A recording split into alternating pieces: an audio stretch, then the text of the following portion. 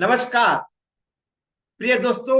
आज जो केस हम आपसे साझा करने वाले हैं वो बहुत अलग एंगल से आपको उसे स्टडी करनी पड़ेगी और एनालिसिस के साथ साथ कुछ महत्वपूर्ण पॉइंट्स को भी आपको समझना होगा। जैसे हमने अपने कोर्स में और कुछ एग्जाम्पल्स में भी आपको समझाया था कि रिलेशनशिप को देखने के लिए हम देखते हैं उसके ड्राइवर के साथ कैसे तालमेल होता है, यानी पर्सन ए और पर्सन बी का आपस में ड्राइवर कैसे एक्सचेंज होते हैं। पहला पॉइंट वो होता है। दूसरा होता है ग्रिड के अंदर आपस में कितने नंबर एक्सचेंज होते हैं और साथ साथ वो कौन से नंबर है, वो पॉजिटिव नंबर है या निगेटिव है या मिसिंग नंबर्स है। तो जो आज के आप लोगों के साथ साझा करने जा रहे हैं उसी रिलेटेड पॉइंट्स को हम आगे बढ़ाएंगे। इसमें एक फीमेल है और दो मेल है। ये आपस में फैमिली फ्रेंड्स हैं, यानी वाइफ एंड हस्बैंड और फैमिली फ्रेंड। अब जब फैमिली फ्रेंड है तो कहीं ना कहीं कुछ नंबर्स आपस में जरूर एक्सचेंज हो रहे होंगे। तो जब ये केस के बारे में मैं डिस्कस कर रहा था, और ये मेरा केस जो है वो लाइव केस है, जब मैं अपने क्लाइंट से डिस्कस कर रहा था उसने कहा कि जिस तरह से मेरे हस्बैंड बिहेव करते हैं, डोमिनेट करते हैं, और वैसे ही हमारे फैमिली फ्रेंड उससे बिहेव करते हैं। यहाँ पर निगेटिव पॉइंट मत लेना, पर्टिकुलरली रिलेशनशिप के बारे में। मतलब उनका बिहेवियर भी इसी तरह होता है जैसे मेरे हस्बैंड का होता है। तो मैंने समझा आखिर कौन से नंबर हैं जो दोनों में कॉमन है और इस फीमेल को प्रभावित कर रहे हैं। और इस फीमेल ने कहा कि मेरे को वही मेंटल टॉर्चर मिलता है जो मुझे अपने हस्बैंड से मिलता है। पहला पॉइंट। दूसरा, बहुत ही ये दोनों मुझ पर डोमिनेट करते हैं और उसके कारण मुझे फ्रस्ट्रेशन होता है, थोड़ा सा मेंटल इम्बैलेंस होता है। यानी कहीं ना कहीं मुझे लग रहा था कि 4 नंबर का कोई ना कोई लोचा है। तो फिर मैंने उनके दोनों के और उनके फ्रेंड के नंबरों को लिया, थोड़ी एनालिसिस करी, तो पता चला कि जो आपस में जो नंबर एक्सचेंज हो रहे हैं वो कॉमन नंबर एक्सचेंज हो रहे हैं, वो भी नंबर 4। आइए इस केस को आगे और डिटेल में समझें। यहाँ पर मेरा पर्पस पूरा केस टू केस या एंड टू एंड एनालिसिस नहीं करना है। मेरा उद्देश्य है कि आपस में ये नंबर कैसे प्रभावित कर रहे हैं के रिलेशनशिप को। जैसे मैंने पहले भी कहा था, हम दो स्टेप्स में इसे समझते हैं।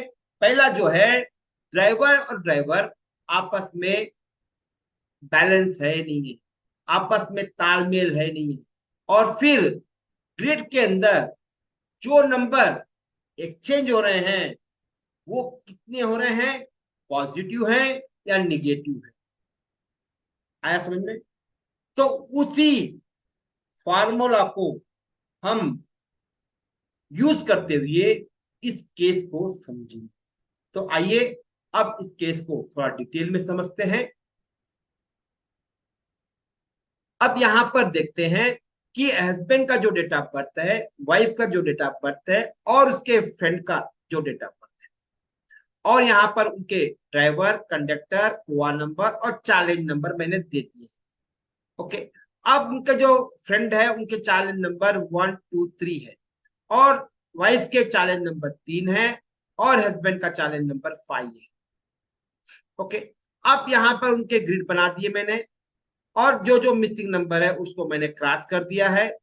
यहां पर देखिए कॉमन पॉइंट ये है समझने का, जो वाइफ का जो नंबर 4 मिसिंग है और दोनों के नंबर से आ रहा है, दोनों के भाग्यांक से आ रहा है। ये पॉइंट नोट करना बहुत जरूरी है इस केस को समझने के लिए। तो जो 4 नंबर है ये इसका हस्बैंड और उनके फैमिली फ्रेंड्स दोनों इस लेडी को दे रहे हैं। ओके, देखिए 4 यहां भी स्वैपिंग हो जाएगा और 4 यहां से भी स्वैपिंग हो जाएगा, पहला पॉइंट। और ये लेडी जो है वो दोनों को कौन से नंबर दे रही हैं, पहले इसके फैमिली फ्रेंड को देखते हैं। इसके फैमिली फ्रेंड्स के अंदर नंबर 3 और 2 मिसिंग होने है, और ये जो लेडी है ये 3 और 2 नंबर दे रही है उसे बैलेंस करते हुए, यानी नॉलेज और इमोशन को दे रही हैं। और ये कहता है कि जब से इनके फैमिली में दोस्ती हुई है जो 5-6 साल से हैं, और कहता है मुझे बहुत शांति मिलती है जब मैं इस भाभी जी से बात करता हूं। यानी मतलब क्या है, नंबर जो एक्सचेंज हो रहे हैं कौन से हो रहे हैं, 2 हो रहा है। तो यानी इमोशनल, 3 यानी नॉलेज, डायरेक्शन, मेंटर, सपोर्ट। आ रहा है कुछ समझ में? और 3 और 2 एक्सचेंज होने के कारण ये फैमिली से अच्छा जुड़ा है। यहाँ पर हस्बैंड और फैमिली फ्रेंड की हम नहीं चेक कर रहे हैं, हमारा उद्देश्य इस वाइफ के साथ उसके हस्बैंड और फैमिली फ्रेंड के बैलेंस नंबरों को हम समझ रहे हैं। तो ये समझ में आया? तो ये जो फैमिली फ्रेंड है वो बहुत कहता है कि बहुत लकी हूं, इसके साथ दोस्ती हुई है और ये रेगुलर इनके घर पे जाते हैं और बहुत निकट के संबंध हैं और हेल्थी रिलेशनशिप है, बहुत फैमिली फ्रेंड्स है दोनों भी। और नंबर जो 3 और 2 एक्सचेंज हो रहे हैं वो उनको बॉन्डिंग कर रहा है, और ये 4 नंबर इस लेडी को दे रहा है। तो दोनों में क्या हो गई, कपलिंग हो गई है, अच्छे संबंध हो गए हैं। पॉजिटिव पॉइंट से लेना इसको, ना निगेटिव पॉइंट से मत लेना। तो जो नंबर 3 और 2 आपस में एक्सचेंज हो रहे हैं, और जो 4 नंबर है वहां से आ रहा है, तो ये रिलेशनशिप क्या हो गई, बैलेंस हो गई और स्ट्रांग हो गई है। और इसे जो इमोशनल डिस्टर्बेंस होता था उसे सपोर्ट मिला है। आया समझ में? अब देखते हैं और वाइफ और हस्बैंड की। अब हस्बैंड भी क्या कर रहा है, 4 नंबर दे रहा है। ओके, जो नंबर मिसिंग है उनकी बात करते हैं, जो मिसिंग नहीं है जो नंबर है उनको हम नहीं कंसिडर करते हैं। 4 नंबर ये वाइफ को दे रहा है, यानी planning, mental game, mental support दे रहा है। और वाइफ क्या कर रही है, वाइफ दे रही है 2 और 8 दे रही है, और साथ साथ 3 भी दे रही है। यहां पर बहुत इंपॉर्टेंट चीज देखनी है आपको कि ये लेडी जो है अपने फ्रेंड को भी, अपने फैमिली फ्रेंड को भी 2 और 3 दे रही हैं, और अपने हस्बैंड को भी 2 और 3 दे रही हैं। ये सबसे बड़ी लॉजिक की बात है। और 8 जो मिसिंग है वो अपने हस्बैंड को एक्स्ट्रा नंबर दे रही है कंपेयर टू फैमिली फ्रेंड्स। तो इस तरह से नंबर जो है वो आपस में एक्सचेंज हो रहे हैं। तो क्या हुआ, रिलेशनशिप जो है बहुत स्ट्रांग है। तो साथ साथ ये आपस में फैमिली फ्रेंड और हस्बैंड भी बहुत अच्छे फ्रेंड है, इनका आपस में घनिष्ठ संबंध है। और ये आपस में एक दूसरे की बहुत केयर करते हैं, इनके लड़के भी हैं, उनके भी कंपैटिबल हैं। वो आगे वाले केस में बताऊंगा वो कैसे आपस में फैमिली फ्रेंड्स में भी कंपैटिबल है। मगर मेरा उद्देश्य था कि एक रिलेशनशिप को कैसे देखोगे। तो आया समझ में? फिर से और एक बार आपको समझाता हूं। यहाँ पर जो लेडी है उस 2 और 3 दे रही है अपने फैमिली फ्रेंड को, और सेम समय पर ये 2 और 3 दे रही है हस्बैंड को। ओके। और हस्बैंड और फैमिली फ्रेंड इस लेडी को दे रहे हैं नंबर 4। समझा? इस तरह से ये लेडी को 1 नंबर दे रहे हैं, और लेडी जो है दोनों को 2 और 3 दे रही हैं। नेक्स्ट पॉइंट ये है, लेडी अपने हस्बैंड को 8 दे रही है।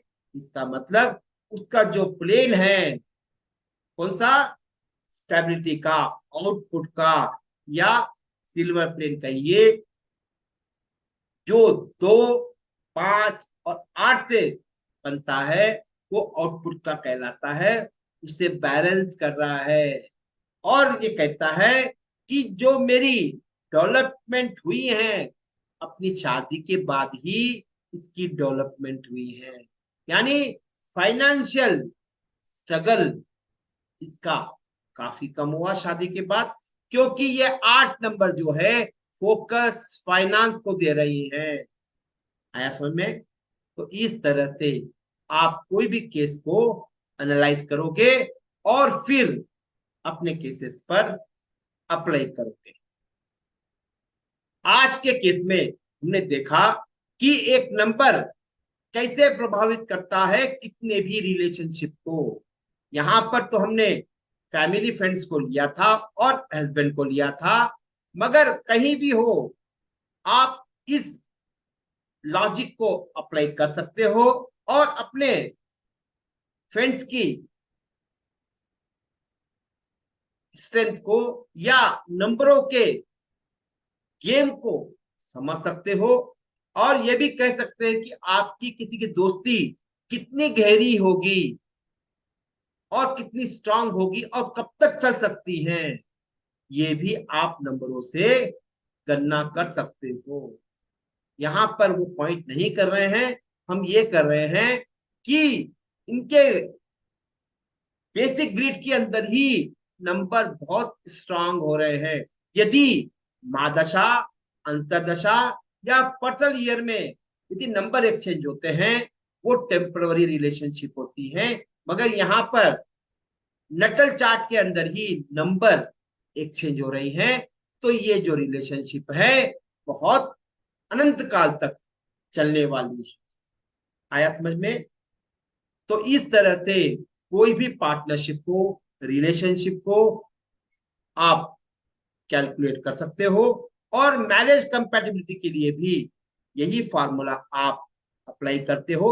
मगर वहां पर देखोगे कि कितने नंबर आपस में एक्सचेंज हो रहे हैं। जैसे ये लेडी अपने हस्बैंड को 3 नंबर दे रही है, मगर हस्बैंड एक ही नंबर दे रहा है। तो मैरिज कंपैटिबिलिटी के लिए पॉइंट ऑफ व्यू से लेडी जो है अपर हैंड रहेगी, और लड़का जो है वो 4 नंबर कम दे रहा है तो थोड़ा सा कमजोर होगा। मगर इस बात का ध्यान दे कि जो नंबर दे रहे हैं वो स्ट्रांग हो, ना कि वीक हो। जैसे नंबर खाली 2 दे रहा है तो इमोशन दे रहा है, वो नंबर क्या हो जाएगा, वीक हो जाएगा। जो नंबर वीक होते हैं उनमें स्ट्रेंथ नहीं होती है, वो कभी अप या कभी डाउन होने के चांसेस होते हैं, जैसे चंद्रमा होता है। आया समझ में? तो कोई भी केस को इस तरह से आप एनालिसिस करोगे, और साथ साथ इन सभी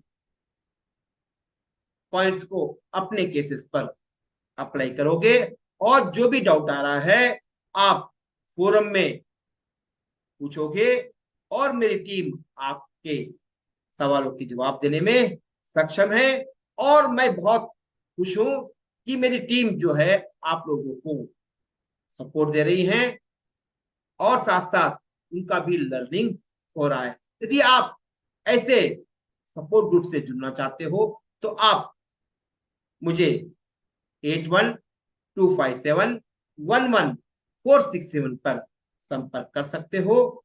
जितना हो सका आपसे सपोर्ट कीजिए और साथ साथ मेरे चैनल को सब्सक्राइब कीजिए, लाइक कीजिए, कमेंट कीजिए और अपने फैमिली के साथ, फ्रेंड्स के साथ और अपने व्हाट्सएप ग्रुप, फेसबुक, इंस्टाग्राम पर इसे प्रमोट करोगे, ऐसी आशा करते हुए आज का सेशन मैं यहीं समाप्त करूंगा। फिर आने वाले सेशन में एक नए टॉपिक के साथ आपके सम्मुख एक नया विचार लेकर प्रस्तुत होगा। तब तक के लिए सबको मेरा नमस्कार।